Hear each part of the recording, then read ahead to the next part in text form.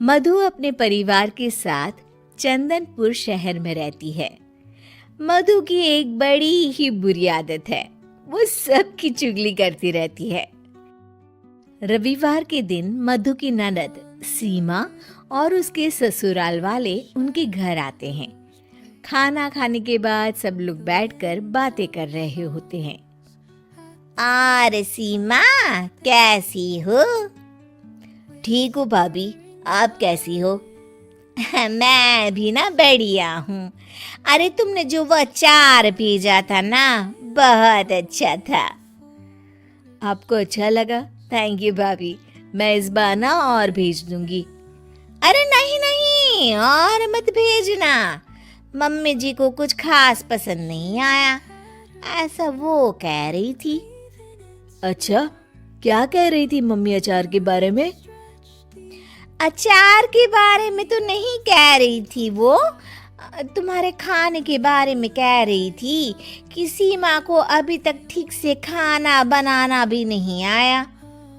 क्या मम्मी ने ऐसा कहा?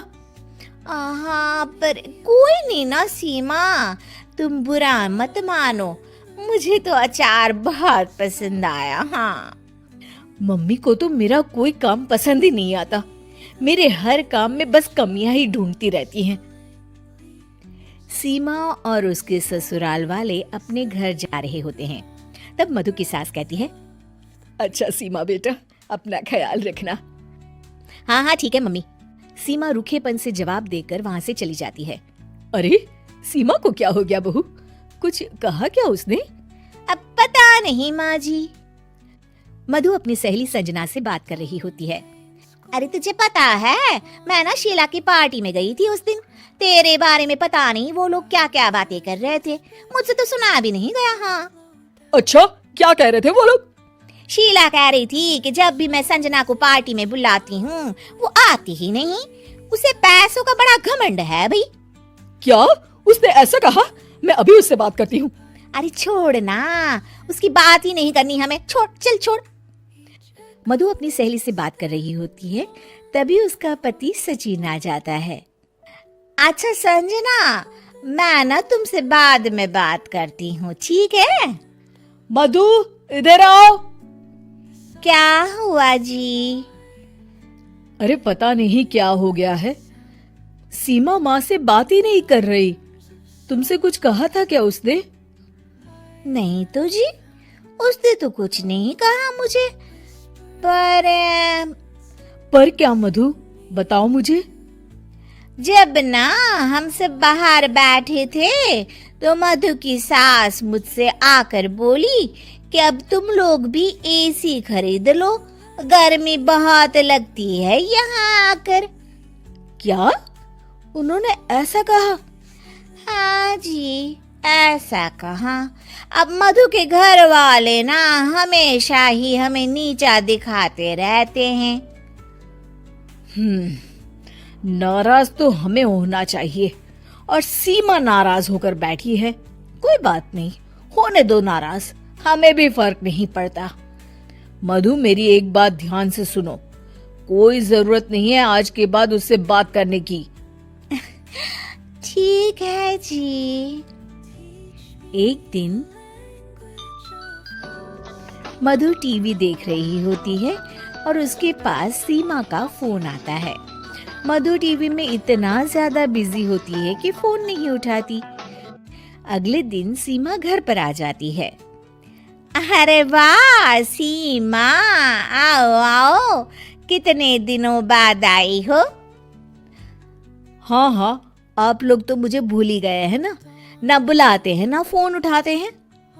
अरे ऐसा कुछ भी नहीं है, क्या हुआ सीमा, बताओ मुझे। आप लोगों को तो कुछ फर्क ही नहीं पड़ता।